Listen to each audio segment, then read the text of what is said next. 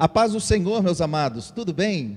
Hoje nós estamos reunidos mais uma vez, é claro, em nome do Senhor, para que nós possamos compartilhar, ouvir a respeito daquilo que Deus pode fazer em nossas vidas. Estamos reunidos para falar de esperança e eu quero orar por você. Pai, eu quero ministrar a bênção do Senhor sobre a vida dos teus filhos que aqui estão. Pai, nós queremos ministrar a bênção do Senhor sobre a vida de todas as famílias que estão reunidas neste momento para glorificar o teu santo nome, para bendizer aquele que vive e reina para sempre. Por isso, Pai, nós queremos render ao Senhor toda honra, toda glória e toda exaltação, e pedimos ao Senhor para que esta palavra de esperança possa alcançar os corações que estão desejando, os corações que precisam receber esta palavra de esperança em suas vidas, e que o amor do Senhor possa os alcançar, os abraçar nesta noite. Assim oramos, no nome santo de Jesus. Amém, amém. Bom, hoje eu estou recebendo aqui o meu amigo Gabi Rocha, e para mim é um prazer muito grande ter você aqui nessa noite e poder compartilhar esses momentos, dividir esses momentos com você. E eu quero, antes de você se apresentar, eu gostaria que você já colocasse uma música aí nessa conversa e pudesse adorar ao Senhor. Amém? Confia, espera no Senhor, e acende o seu amor, mesmo quando tudo diz que não. Ele estenderá a sua mão. Ele é o Todo-Poderoso. A ti vamos cantar. Ele é o todo majestoso. A ti vamos louvar. Eu vou aonde tua estrela me guiar. Eu vou além do horizonte, vou subir no monte só pra ver tua luz brilhar, tua luz brilhar, brilhar, tua luz brilhar, tua luz brilhar. Brilha, Jesus, brilha, Jesus, brilha, Jesus, e a sua luz, meu Jesus, e a sua luz. Eu vou aonde tua estrela me guiar. Eu vou além do horizonte, vou subir no monte só pra ver tua luz brilhar, tua luz brilhar, brilhar, tua luz brilhar, oh, tua luz brilhar, brilhar.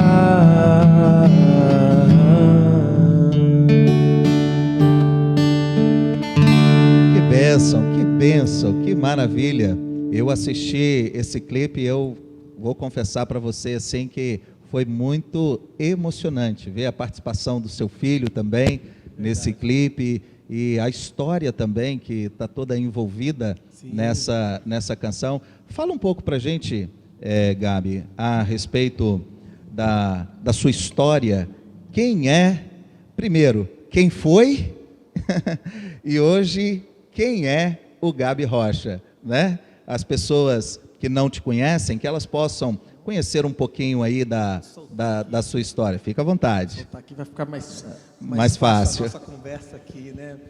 Pastor, primeiramente é uma gratidão poder estar aqui, receber esse convite de você que é o meu pastor, continua sendo, né? Sempre será. Nós que nos conhecemos faz quanto tempo? Eu meio que perdi assim Deve ter uns 5 anos. 5 anos, uns 5 né, anos verdade? aproximadamente. E o nosso encontro realmente foi aquilo que a gente chama de aquele encontro do céu, né? Que Deus coloca pessoas na nossa vida, e eu já queria dizer que você foi uma pessoa que Deus colocou na minha vida, que muito nos abençoou, nos ajudou.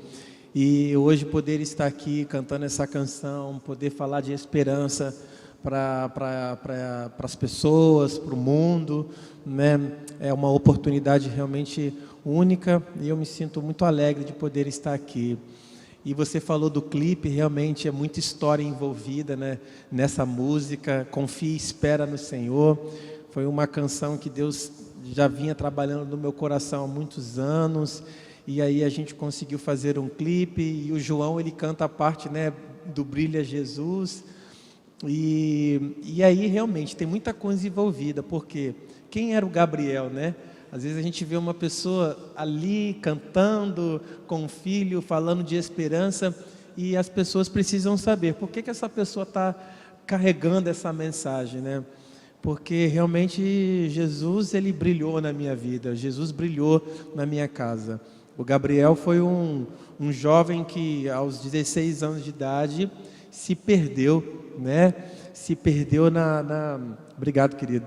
Se perdeu na vida e se afundou no mundo das drogas, né? Aos 16 anos eu tive contato com todo tipo de drogas, já maconha, álcool, pastor.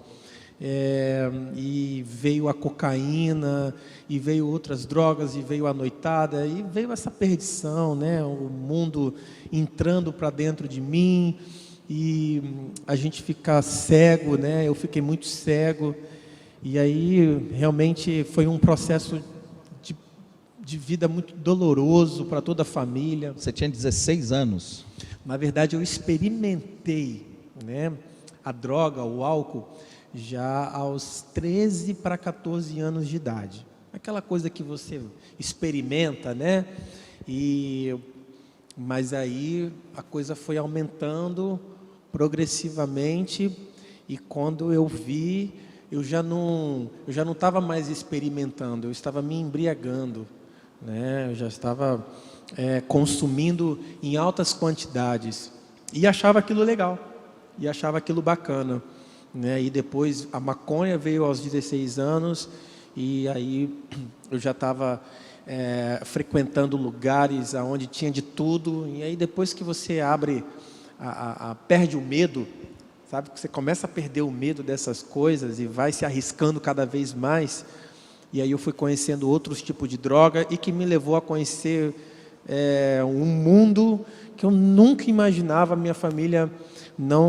um mundo que minha família não sonhou que eu poderia viver. E você teve uma formação cristã? Como a sua infância? Você nasceu num lar evangélico? Não? Como que foi a sua infância?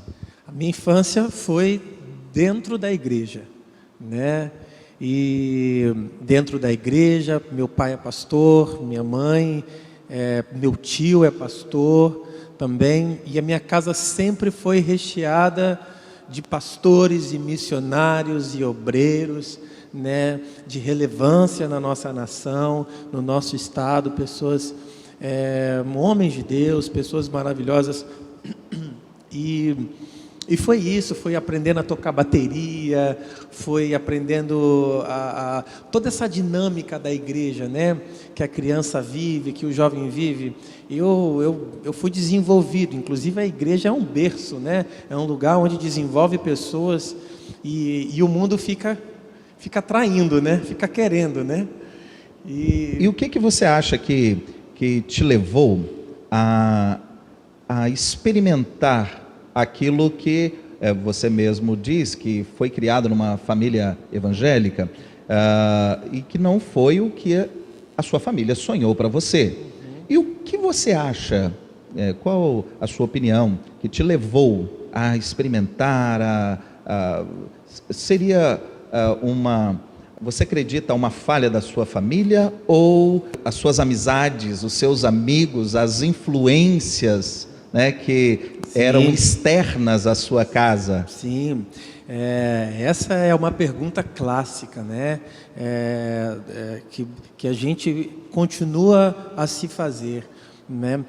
No momento ali da minha adolescência, eu não fazia ideia do que tinha me levado a chegar naquele ponto. Na verdade, eu não sabia. Naquele ponto da minha vida, eu não sabia.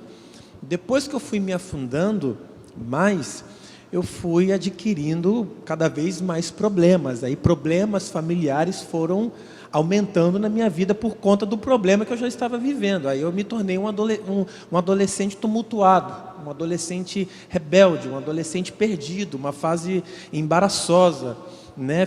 As minhas vistas ficaram embaçadas e naquele momento eu já não sabia mais por que eu estava usando droga. Eu sabia que eu tinha gostado daquilo, né? Que aquilo tinha gerado um prazer em mim, mas também como uma fuga da realidade, né? Eu já não conseguia conviver bem comigo mesmo, e a droga me ajudava a conviver. Eu me sentia muito bem convivendo com a droga e naquele mundo que eu vivia. Mas depois, lá do fundo do poço, depois que Deus começou a restaurar a minha vida, que eu fui fazendo esses questionamentos. Por quê? Por que eu fui usar? Por que eu fui experimentar a droga? E aí, quando você diz assim, falha da família, eu vou dizer para você, houve falha? Houve. Houve, porque eu acredito que toda família falha. Porque nenhuma família é perfeita. Não tem como você achar que você, como pai, como mãe, como pastor, você está suprindo todas as necessidades emotivas da alma, do espírito, de uma pessoa que é tão complexa, né? Mas isso não justifica o fato de eu ter usado. O fato do meu pai ter errado, porque para mim ele acertou muito mais, né? Da minha mãe, porque acertou muito mais, mas até hoje eles erram. Como eu estou errando, como hoje eu já errei demais, né? Mas isso não quer dizer que eu precise mais usar droga, né? Que eu precise, né, agir mais daquela forma. Mas sim, depois a gente descobre um vazio que é existente no coração, um vazio existente na nossa vida, uma dependência de Deus, e quando Deus começa a organizar essas coisas, é lá na frente que a gente começa a entender algumas coisas, e algumas respostas Deus já me deu e outras eu não tenho até hoje. E vivo bem assim. É verdade, e a questão é que quando nós começamos a experimentar aquilo que nós achamos que é o melhor para a gente, quando nós começamos a tomar decisões que a gente acredita que pode tomar sem ouvir Deus, porque eu acho que o maior problema, não sei se isso também aconteceu contigo, o maior problema nosso é a gente achar que é dono da nossa própria vida. Isso aí. Sim, por favor. Não é isso? A gente achar que é dono da nossa vida. E quando a gente acha que é dono da nossa vida, a gente acaba enfiando os pés pelas mãos. Nossa, terrível. Olha, você está trazendo isso, pastor, e eu vou ter que citar uma coisa que aconteceu comigo ontem, eu conversando com meu filho, que já está entrando numa fase de pré-adolescência, e eu comecei a ler Romanos 2 com ele. Meu Deus, eu falei assim, vamos ler uma coisa aqui, meu filho. E lá nesse texto fala, né, da desobediência do homem. Já começa, é uma introdução para falar da queda do homem, né, da desobediência dele, de querer trocar as coisas, de colocar coisas no lugar de Deus, né, de não ouvir Deus, né, e o quanto que isso traz prejuízo. E eu conversei com ele assim, falei assim: filho, meu filho é flamenguista. Tá? Falei: filho, Ninguém é perfeito. Ninguém é perfeito? Ninguém é perfeito. Eu esqueci que você é vascaíno. Não, né? eu sou São Paulino. São Paulino? Menos mal, tá ótimo. Aliás, a gente tem que falar de esperança, né? É verdade. Meu Deus, os vascaínos vão ficar... Não fica bravo comigo não, meu irmão. Releva isso. Tem salvação para você também. Vamos em frente, né? Mas eu falei com ele assim, falei: filho, você tem uma camisa original do Flamengo, não tem? Tenho. Você reconheceria uma camisa falsa? Ele: sim, papai. Falei: por quê? Porque eu conheço a original. E foi aí que eu comecei a desenvolver um assunto com ele que vai tratar um pouco disso que nós estamos falando. Eu queria tomar conta da minha vida e acabei tomando decisões erradas e acabei vivendo uma vida cheia de falsidade, cheia de coisas falsas, nutrindo sentimentos falsos, fruto de uma natureza inclinada a querer fazer coisas erradas. Mas quando eu passei a conhecer o plano original de Deus, que é a verdade, eu falei assim: agora eu tenho um parâmetro para comparar, porque antes eu não tinha esse parâmetro.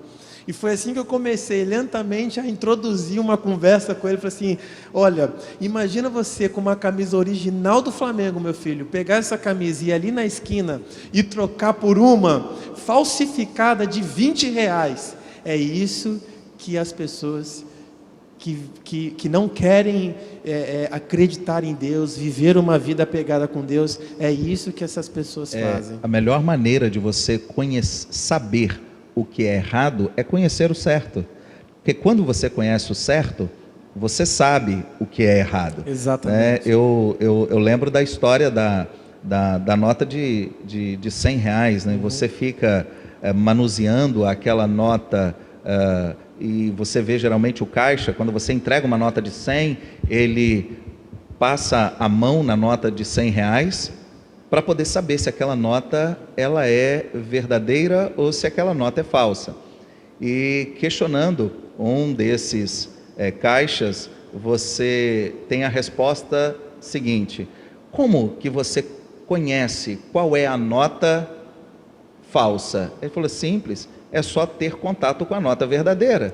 Exatamente isso, né? Porque quando eu conheço a verdadeira, quando chega uma falsa, eu sei qual é. E eu falava com ele: isso aqui é a verdade. Então, quando eu olho para o meu passado, quando eu olho para a minha história, o que eu me lembro? Eu lembro de um jovem, eu lembro de um adolescente que queria ir em busca de um sonho, que queria experimentar coisas, mas as coisas do mundo, elas vêm para simular aquilo que é a verdade. Né? Então a droga, ela gera prazer, ela gera um pico de prazer, mas depois isso é falso, isso é pouco, isso deixa vazio, isso gera um problema ainda maior, né? Como os relacionamentos frustrantes que eu tive, quanto as noites perdidas que eu tive nas baladas, né? E enfim, então tudo isso ali naquele momento é bom, igual, né, a gente, estou sempre aconselhando os jovens, né? Falei assim: cara, eu não vou falar que isso de imediato é ruim, porque isso tem o seu prazer, só que você só vai entender que isso realmente, entender na prática que isso realmente é vazio, que essa vida é uma vida vazia, quando você viver uma experiência genuína com um Senhor, quando você conhecer o que é a verdade, porque sem esse parâmetro, cara, você vai ficar questionando, aí você vai ficar ainda mentindo, se enganando, e depois que a gente conhece, é aquilo que nós estamos apenas enfatizando aqui. Então eu vejo que eu estava afim de viver algo de verdade, mas a mentira, né? Ela do mundo das drogas que me atraiu, quando eu descobri que aquilo era mentira, que estavam me contando, né? Que o mundo estava contando para mim, quando eu vi, eu estava no fundo do poço. E você sempre foi envolvido com música? Sim. Você sempre tocou, enfim. E nesse momento houve alguma, não sei, alguma proposta, alguma investida do inferno, né, contra a sua vida por causa da música, para poder também tentar te afastar da presença do Senhor, dos caminhos do Senhor? Houve algum envolvimento, alguma proposta, ou enfim, ou facilitou, né, essa sua, vamos dizer assim, essa sua vida distante do propósito do Senhor? Olha, eu acredito que o inimigo, enfim, ele vai investir de todas as maneiras em qualquer lugar que você estiver, em qualquer lugar que a pessoa estiver, para querer roubar essa pessoa do propósito, né? Ele faz isso com a igreja, né? Ele faz isso né? Aqui dentro da igreja nós não usamos drogas, mas quantas coisas, né, nós lutamos aqui dentro, né? Então a investida nesse sentido, em todo tempo, eu creio que houve sim. E existem certas profissões, existem certas situações que aí é importante falar disso com um pouco de discernimento, que são profissões perigosas, que são lugares perigosos, que eu acredito que uma pessoa sem maturidade espiritual, sem um fundamento, sem uma vida sólida com o Senhor, com os princípios, pode colocar a vida dessa pessoa em risco, né? Então, o fato de eu, aos 16 anos, ter ido para a noite tocar em bandas, com certeza, sendo que aos 16 anos eu já estava no uso de drogas, isso só ajudou a eu querer viver uma vida de sexo, drogas e rock and roll. Isso só contribuiu, e eu achava aquilo o máximo. Então, contribuiu sim o fato de eu estar na noite tocando, e eu tocava inclusive, e alguns músicos profissionais, né, da igreja estavam lá, e eles, alguns tendo seus comportamentos, vamos dizer, íntegros naquele momento. E eu falo assim, por que eu não consigo ficar igual aquele cara? Porque eu não vou aqui julgar se aquele cara estava no lugar certo ou ele estava no lugar errado. Ele está... Vamos colocar um cenário aqui mais simples e dizer, ele está fazendo o seu trabalho. Assim como um barman, ou alguém que está numa profissão na madrugada. Investida do Satanás tem em qualquer lugar, pastor. Tem em qualquer lugar. É difícil, mas tem certas situações que é melhor a gente evitar, né? E aí a gente tem que gastar um tempinho para falar sobre amém, isso. Porque amém. a gente também não quer chocar as pessoas com uma mensagem legalista, né? Mas a questão é que a palavra do Senhor diz, as más conversações corrompem os bons costumes. Exatamente. Essa é uma verdade. E eu falo que eu já estava corrompido já. Eu já fui exato. corrompido, eu já fui estragado, né? Mas hoje, trabalhando isso dentro de um aconselhamento, trabalhando esse tipo de assunto, até porque eu tenho muitos amigos músicos e nós conversamos sobre isso, né? Com muito respeito, com muita delicadeza. Então, a gente tenta trazer luz para essa palavra. E hoje a sua música, ela traz uma mensagem de esperança. Hoje a sua música... Glória a Deus. Glória a Deus. Ou não é? Houve uma conversão nisso, né? As pessoas, houve um propósito. Eu falei assim, Deus tem propósitos, Deus é soberano sobre todas as coisas. Mas sim, pastor, hoje, graças a Deus, eu canto esperança, eu canto alegria, eu canto uma mensagem de superação, de fé, de acreditar no Senhor Jesus. Realmente isso é o que eu quero cantar aquilo que eu quero viver. Amém. Então vamos ouvir mais pouquinho. Vamos Amém. ouvir mais uma canção, que nós possamos louvar a Deus, que nós possamos bendizer o nome do Senhor. Sabendo que Deus é poderoso para fazer infinitamente mais do que pedimos, mais do que pensamos. Na verdade, não existe nada impossível para o nosso Deus. Se de repente você está enfrentando essa situação em que o Gabi está testemunhando aqui a respeito do que aconteceu com a vida dele, se você está enfrentando uma situação dessa, ou o seu filho, na sua família, creia, Deus é o mesmo ontem, hoje e eternamente. Deus continua fazendo e operando milagres no dia de hoje. Amém? Vamos ouvir mais um pouquinho. Essa canção se chama Clareou. E ela fala um pouco dessa história, tá, pastor? Não foi fácil para mim chegar até aqui. Eu posso até dizer o que me aconteceu.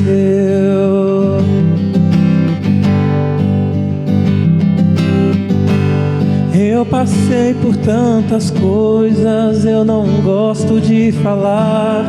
Eu conto a minha história para que eu possa me lembrar. Vivi as tempestades, chuvas, frio em alto mar. Andei pelo deserto quente, vi o sol queimar. Viajei pelas estradas, rumo a qualquer lugar. Procurei pelo amor e não podia encontrar.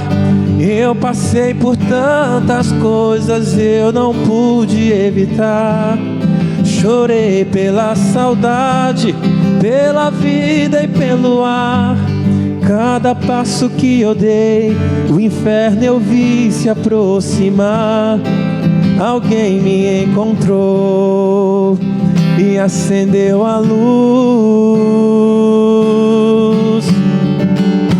Clareou o meu caminho, clareou o meu coração, clareou a minha sorte e a esperança se fez canção. Desde o dia que eu vi a sua luz, clareou. Não foi fácil para mim chegar até aqui. Eu posso até dizer o que me aconteceu. Não foi fácil para mim chegar até aqui. Eu posso até dizer o que me aconteceu. Glória a Deus. Amém, glória a Deus. Assim brilhe a sua luz, a vossa luz, diante de todos os homens, porque esta é a vontade de Deus. Glória a Deus, porque a luz de Cristo, ela quer também, essa luz, ela quer brilhar através da sua vida, através de você. Creia, o nosso Deus, Ele continua sendo Deus. E como é que foi esse seu retorno? Como é que foi essa sua volta, então, para a presença do Senhor, para os caminhos do Senhor?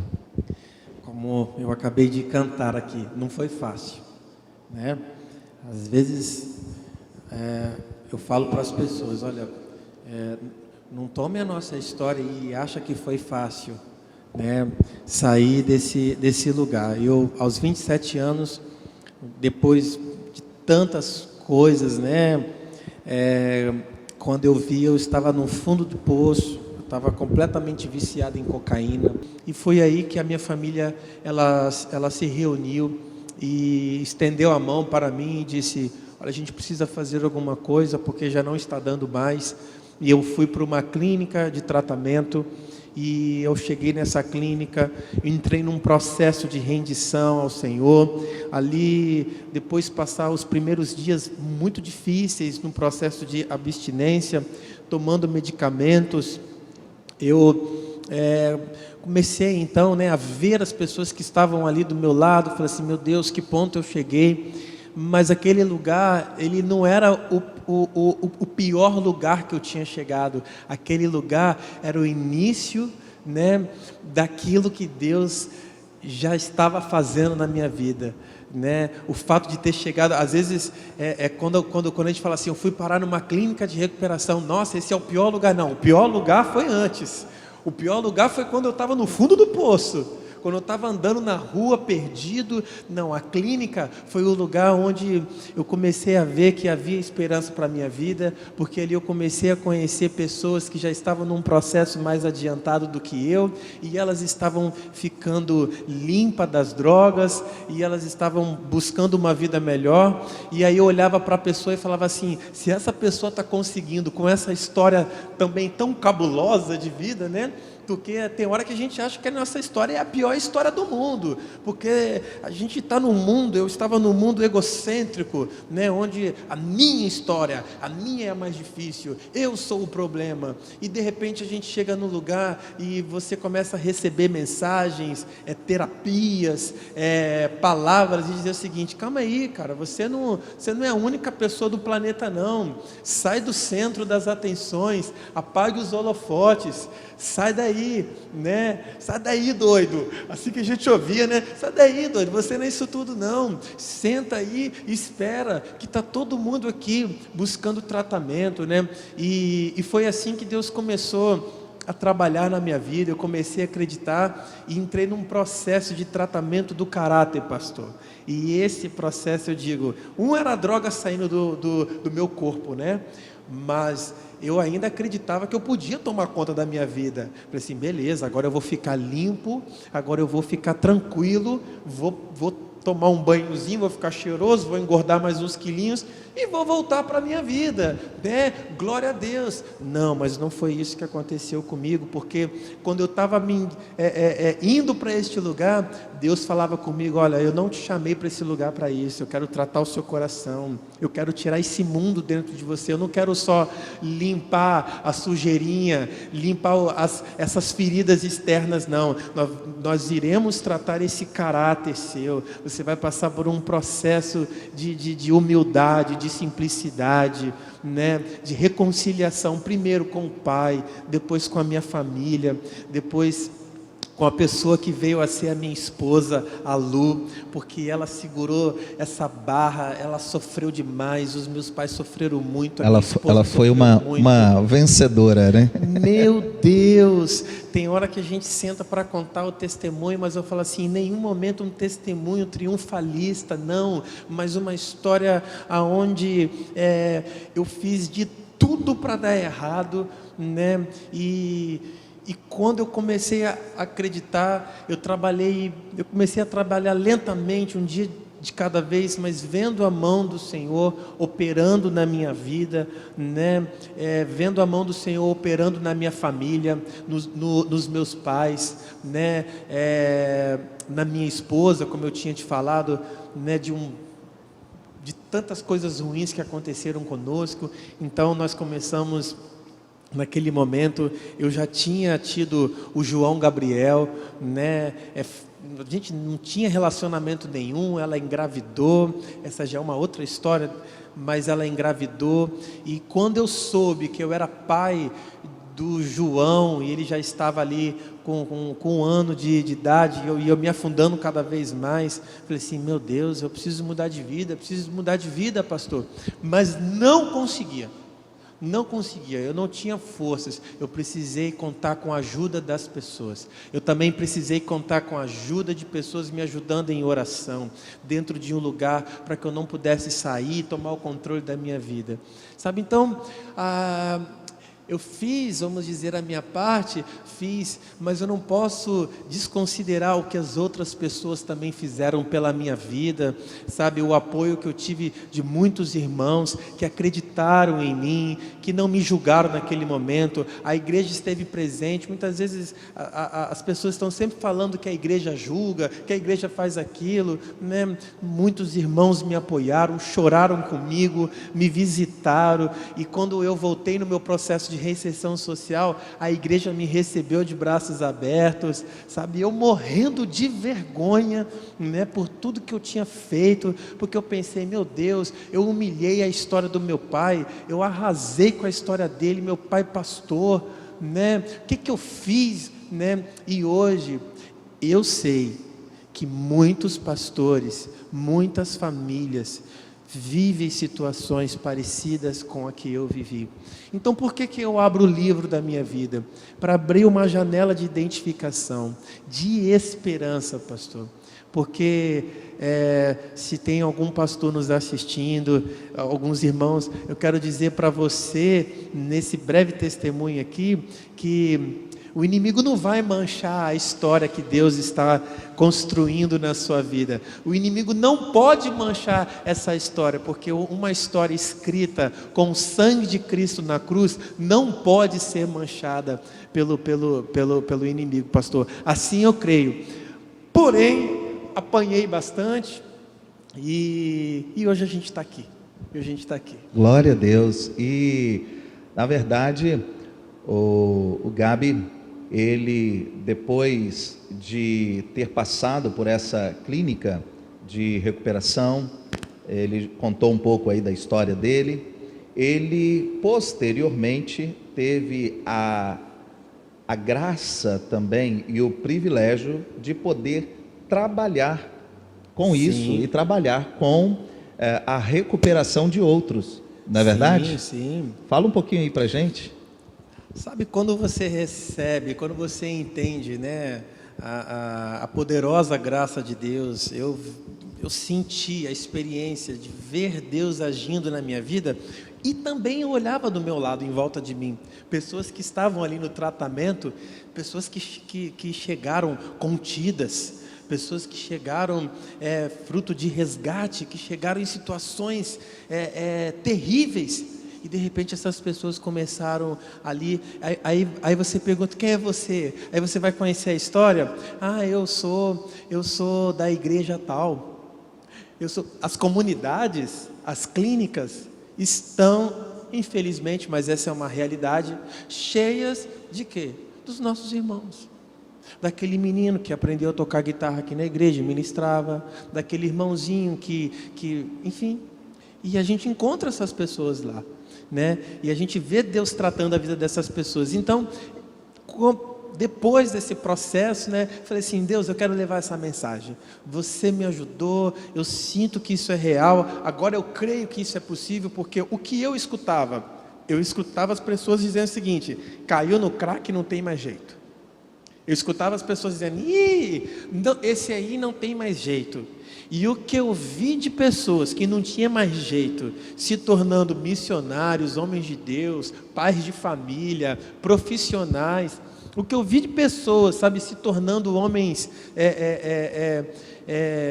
que enfim, que hoje estão trabalhando, que hoje estão produzindo, eu vi muitas essas pessoas, então eu falei assim, eu quero também trabalhar com isso, e nós tivemos uma clínica, um trabalho em Guarapari, onde nós trabalhamos ali durante 8 anos, atendemos muitas famílias para a glória de Deus, vimos muitos milagres acontecerem, fizemos muitos amigos, também choramos muito por ver que eu queria ter feito muito mais, sabe, mas a gente aprende que não dá, né? Que Deus coloca um limite, você pode ir até aqui, isso aqui é o outro que tem que fazer, essa parte é o outro que tem que desenvolver.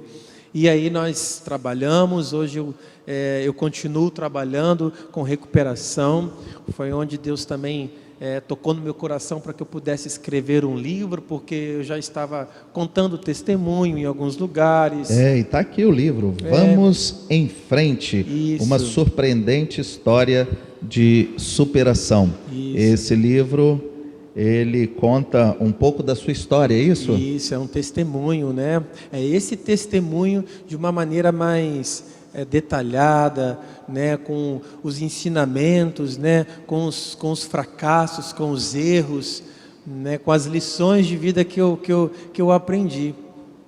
Isso, e a ideia é justamente nós passarmos essa mensagem de esperança. Queridos, acredite, é possível. Deus, Ele coloca pessoas ao nosso lado para poder nos ajudar, para poder, assim como ajudou o Gabi a se recuperar, a sair desse momento de crise, desse momento de envolvimento com aquilo que não era propósito de Deus, com aquilo que não era a vontade de Deus, o plano de Deus para a vida dele, assim também Deus coloca ao nosso lado pessoas para nos ajudar em nossa caminhada. Então, nós precisamos entender que o maior interessado em nos abençoar é Deus. Isso é fato. Porém, Ele sempre vai usar uma mãe, Ele vai usar um pai, Ele vai usar um amigo, uma amiga, um irmão, uma irmã, o pastor, Ele vai usar um terapeuta, ou seja, Ele vai colocar pessoas ao nosso lado, para que nós possamos sair desse embaraço e dessa vida em que nos afasta e que nos distancia de Deus. Eu gostaria, Gabi, que você deixasse uma mensagem para os jovens que estão nos assistindo, para as mães, as famílias também, claro, que estão nos participando conosco no dia de hoje, porque talvez essa seja a realidade de muitas famílias, claro, que estão nos assistindo hoje. Sim, pastor, e eu sei que porque eu continuo trabalhando, né, com isso. Muitas pessoas me procuram por causa dessa história, e a gente realmente quer ajudar pessoas. Eu digo, acredite, né, o fato de estarmos aqui falando de esperança, é porque realmente nós acreditamos que há esperança, né? Há esperança para você, a família que muitas vezes se cansa, que muitas vezes se vê esgotada, né, de estar vendo ali um parente sofrendo, né, seja pelas drogas, seja até mesmo por outros problemas, porque aqui eu estou falando da dependência química, da droga, mas existem muitas outras situações. Mas o importante é a gente se identificar com quem? Com Jesus, né? Algumas das coisas que eu falei aqui pode nos conectar, outras não, mas Jesus é a nossa conexão, sabe? Jesus tem que ser, Ele precisa ser a nossa luz. Foi Ele que clareou a minha vida, então Ele pode clarear, Ele quer clarear a sua vida também, né? O jovem que hoje está aí, né, em meio a tudo isso que a gente está vivendo, famílias estão dentro de casas, enfim, é um caos, só que foi no caos que Jesus, Ele operou muitos milagres, foi no caos que Ele brilhou na minha vida, né? Então eu creio que esse caos, ele é propício para que pessoas tenham um encontro genuíno, verdadeiro com Jesus. Vai ser nesse caos que Jesus vai entrar na sua casa, na sua vida, no seu coração, e vai fazer uma coisa que você depois não vai conseguir explicar, porque milagre, se tentar explicar, não dá certo. Não é milagre. Por isso que eu fico aqui às vezes tentando contar, mas eu falo assim, gente, tem 10 anos que eu estou tentando contar isso, mas eu não estou querendo explicar o milagre, eu só estou apenas querendo dizer o seguinte: olha, realmente Deus tem um projeto para nós. Se você está vivo, porque hoje viver já é um grande desafio, é porque o plano original de Deus ainda está ativo, né? Ele não desistiu de você. Se você está respirando aí, é porque o plano ainda está ativado, ele ainda está em processo, né? Basta você acreditar, colocar aí esperança no seu coração em Jesus, não uma esperança em coisas desse mundo, em coisas vazias. Bota a esperança no único que pode nos salvar. É isso, pastor. Amém. E nós vamos terminar também ouvindo mais uma canção pelo Gabi. E eu quero dizer uma coisa para você nessa noite. Querido, a palavra do Senhor, ela nos afirma, ela nos ensina que tudo é possível ao que crê. Se você acredita, então é possível.